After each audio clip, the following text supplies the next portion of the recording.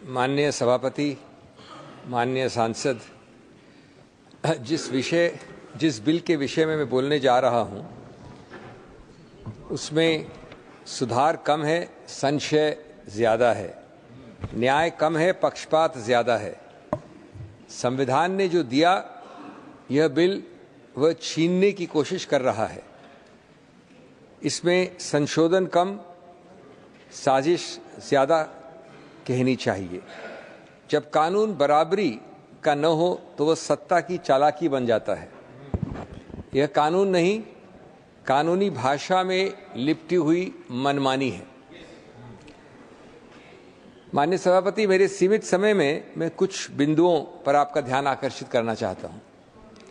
पहला ये कि यह बिल 100% हमारे संविधान के अनुच्छेद 26, 25 और 26 और विशेष रूप से 26 का उल्लंघन करता है। मुझे सौभाग्य और मौका मिला था वकील की हैसियत से सबरीमाला, संथारा, दाऊदी बोहरा ऐसे कई धार्मिक समुदायों के कई मुद्दों के विषय में बहस करने का। दो सिद्धांत उन अनेक निर्णयों से स्पष्ट हैं और वो सिद्धांत 1950 से बारंबार उच्चतम न्यायालय ने घोषित किए हैं और ये सिद्धांत धर्म तटस्थ हैं, रिलीजन न्यूट्रल है। एक है कि अगर किसी भी प्रथा, किसी भी धर्म, मजहब या संप्रदाय की कोई भी रीति रिवाज या कोई प्रथा उसका एक अभिन्न अंग बन जाता है, इतिहास में ले लीजिए, संस्कृति में ले लीजिए, किताबों में ले लीजिए, तो उसको अनुच्छेद 25 और 26 का पूरा व्यापक संवैधानिक सुरक्षा चक्र मिलता है। और दूसरा कि यदि ऐसे धर्म, समुदाय या संप्रदाय को अपनी संस्थाओं को स्वचालित करने का अधिकार क्षेत्र बड़े पैमाने में, बड़ी मात्रा में किसी कानून द्वारा घटाया गया तो वह कानून खुद असंवैधानिक करार किया जाएगा। ये इन दो धाराओं, अनुच्छेदों की बड़ी सीधा सबक है। इसके अगणित उच्चतम न्यायालय के उदाहरण हैं। हमारे दशक जो 53-54 के हैं, तब शिरूर मत, रतिलाल गांधी जैसे मशहूर केस थे। अगले दशक 60s में दरगाह कमेटी, तिलकायत गोविंदलाल महाराज जैसे मशहूर केस थे। और इनके दो उदाहरण देना चाहता हूं मैं कोट करके। रतिलाल में उच्चतम न्यायालय ने कहा, coat, A law which takes away the right of administration altogether from the religious denomination and vests it in any other or secular authority would amount to violation of the right which is guaranteed under Article 26 of the Constitution, unquote. Tilakayat Govind Lal ji Maharaj का जो दूसरा निर्णय था, उसमें बड़ा लंबा passage है, मैं पूरा तो नहीं करूंगा कोट, लेकिन उसमें कहा है एक जगह, Article 26 brings out the competence of the legislature to make a law in regard to the administration of the property belonging to a religious denomination. So far, so good. अगला वाक्य है, the denomination's right must, however, not be extinguished or destroyed or diminished under the guise of regulating the administration of the property by the denomination. तो अब जरा माननीय सभापति, इन संस्थापित जो 75 वर्ष के संवैधानिक सिद्धांत हैं, उनको इस कानून के संदर्भ में लागू करके देखते हैं किस कसौटी पे निकलते हैं। और इसमें मेरे को दूसरा बिंदु आता है। Sir, I spoke yesterday mostly in English. आज रियायत है कि हिंदी में ज्यादा बोलना है, लेकिन बोलूंगा। Doctor Singhvi, but I hope the translator is working well. You can address the chair. यह मेरा दूसरा बिंदु है।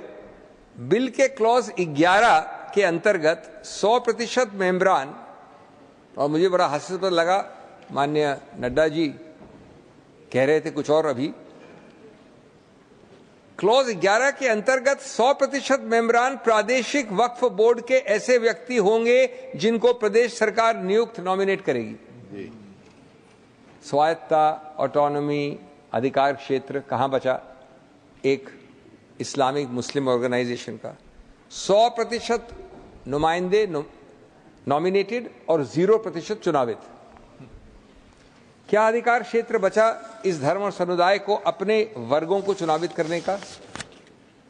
तीसरा, वक्फ बोर्ड में बड़े तरकीब से लिखा गया है न्यूनतम 3 यानी 11 में से 3 मुसलमान होने चाहिए।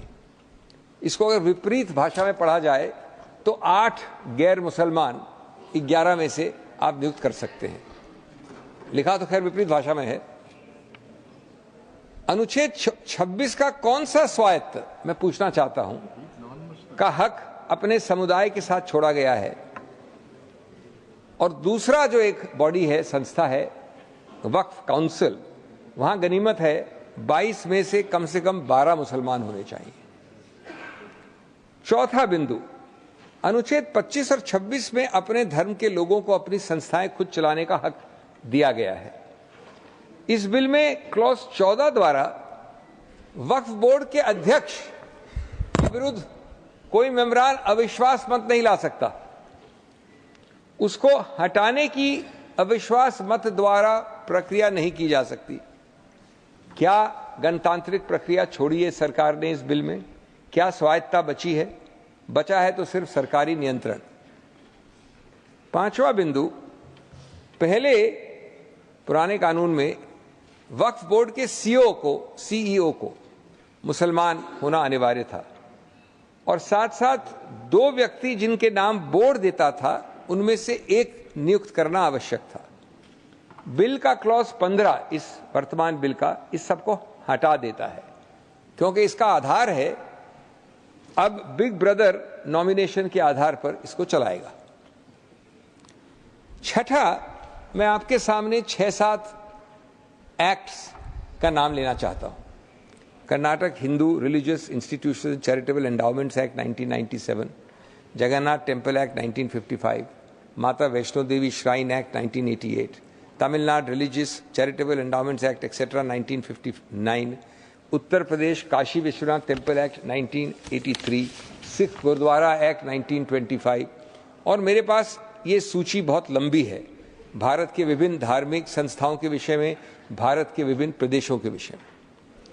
मैं ये पूछना चाहूँगा इस सम्मानित सभा से कि क्या इसमें से एक भी आप किसी समुदाय धर्म का नाम ले सकते हैं जिसमें उस समुदाय धर्म के अलावा लोगों को नॉमिनेट करने का अधिकार क्षेत्र दिया गया है?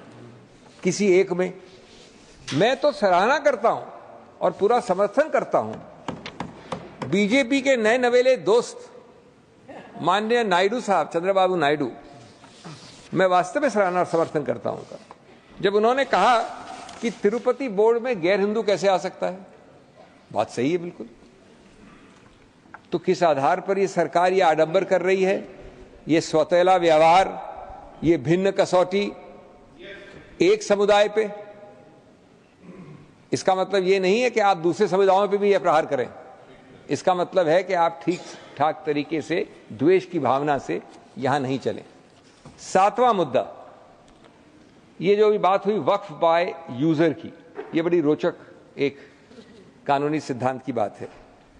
अब सर्वोच्च न्यायालय ने दुर्भाग्यवश इस बिल के निर्माताओं को ये शायद ध्यान नहीं दिया, बार बार कहा और अभी हाल में 2020 में कहा, एक निर्णय आया कि सैकड़ों वर्षों से, कई दशकों से वक्फ बाय यूजर प्रचलित है, एम्बेडेड है, स्थापित है कानून में, धर्म में, प्रैक्टिस में।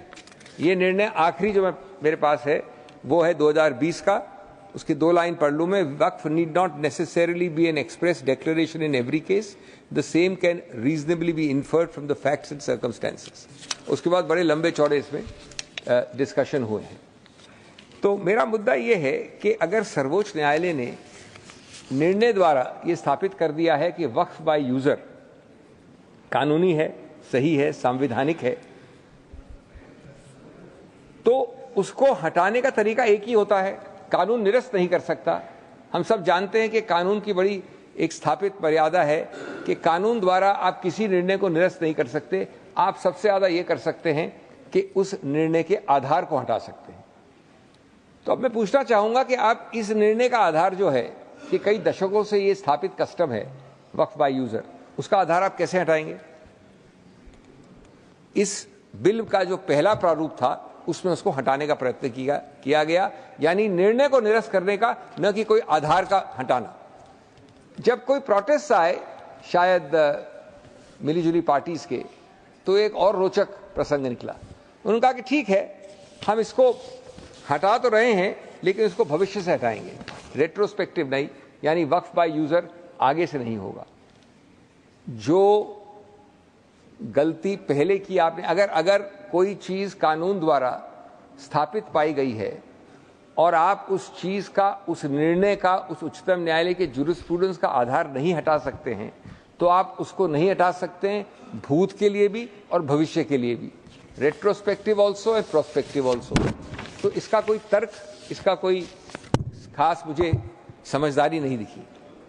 8वां क्लॉज 3 के अंतर्गत 5 साल के इस्लाम के अनुयायी की, जिसकी अभी जिक्र हुआ, आवश्यकता है, लेकिन साथ साथ एक बड़ा रोचक वाक्य और है जिसकी जिक्र नहीं हुआ।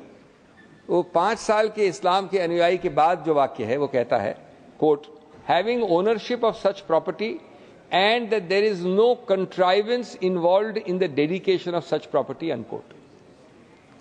या तो हमारे ड्राफ्ट्समैन साहब साहिबा बहुत सरल हैं या अत्यंत शातिर हैं। ये कंट्राइवेंस क्या होता है? ये युक्ति, ये तरकीब कौन, कैसे, किस आधार पर, किन तथ्यों पर निर्णित करेगा? यानी अगर एक व्यक्ति 5 नहीं 30 साल से इस्लाम का अनुयायी है, उसके पास सेल डीड है, वो मालिकाना हक है उस जमीन का, फिर भी वो जिंदगी भर कलेक्ट्रेट और सरकारी दफ्तरों के चक्कर लगाएगा, ये बताने की कंट्राइवेंस नहीं है। और इसीलिए वो हमारे शासकों के नियंत्रण में रहेगा। मिट्टी मेरी, मकान मेरा, इबादत मेरी, निशान मेरा, फिर भी कहते हैं सबूत दें कि हक है तेरा। Ninth, and my final point for the day, I'll finish within time. The bill has proposed to delete one section of the old act which did not apply the Limitation Act to the Waqf Act. There was a specific provision, 107, which said Limitation Act, जो कई कानूनों पर apply करता है, पुराने वक्फ act पे लागू नहीं होगा. It will not apply. In other words, this new bill says that the Limitation Act will apply to the Waqf Act. Now, this at first blush may seem to be a positive measure, but on deeper reflection, it is actually designed in favor of persons, and those persons include many government entities, who have actually been illegally occupying Waqf property for many, many years. In most of these cases, lack of identification of such properties, lack of resources with those claiming it to be Waqf, lack of sustenance to fight governmental occupants, and absence of going to court means that those who occupy real, genuine Waqf property will be able to claim permanent ownership, as you well know, after 12 years, on the basis of adverse possession. So limitation will kick in after 12 years, because this act says limitation shall apply to Waqf, and the claim of the Waqf that this is genuine Waqf property will be time barred. Here is the irony. On one hand, the bill has omitted the concept of Waqf by user, or at least prospectively now, by an amendment. It disallows Waqfs to be created on the basis of uninterrupted usage over a significant period of time. On the other, the applicability of the Limitation Act, if this bill has passed, has inversely and conversely allowed the government, other government-like quasi-entities, and others outside the community to lay a claim over real Waqf property on the basis of uninterrupted and continued possession beyond 12 years, so long as litigation is not started before that. A property can thus be usurped on the principle of adverse possession. This is a deliberate attempt by the government to further its own agenda by minimizing protection conferred upon Waqf properties with the right hand and on the same time significantly increase its own control and power to permanently claim properties with its left hand. हमारी खुद की छत भी छीनी जाती है हमसे और कहते हैं कि वक्त का तकाजा यही है. लिमिटेशन एक्ट डील्स विद वक्त अपार्ट फ्रॉम वक्फ. जिस जगह सजदों के निशान थे आज वहां दस्तावेज मांगे जा रहे हैं. माननीय सभापति, अंत में ये कहूंगा कि इसमें कई और बिंदु हैं जिनके लिए समय नहीं मेरे को बात करने का, लेकिन अगर इस पर पुनर्विचार नहीं किया जाएगा, अगर इसको ईगो के आधार पर पारित किया जाएगा तो मुझे कोई संदेह नहीं है कि अगले कुछ वर्षों में इसको असंवैधानिक करार दिया जाएगा. धन्यवाद.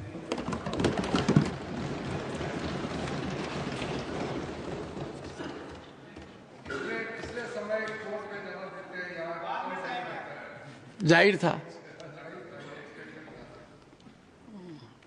While it is for the House to decide on legislation, one observation made by the honourable member that limits power of this House is surely cannot be appreciated. You have firmly indicated that this House No, he quoted judgments. Well, honourable members, I have been firm in echoing this thought process in the entire House on multiple occasions. When it comes to legislation, our supremacy is not subject to any approval.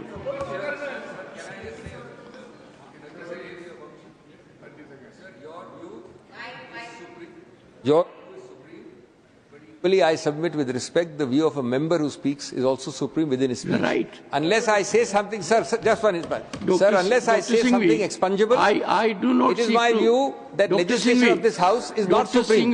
The Constitution is supreme. I do not seek to join issue with you. Yes. All that but I said, wish to make it very categorical. Yes. Your view.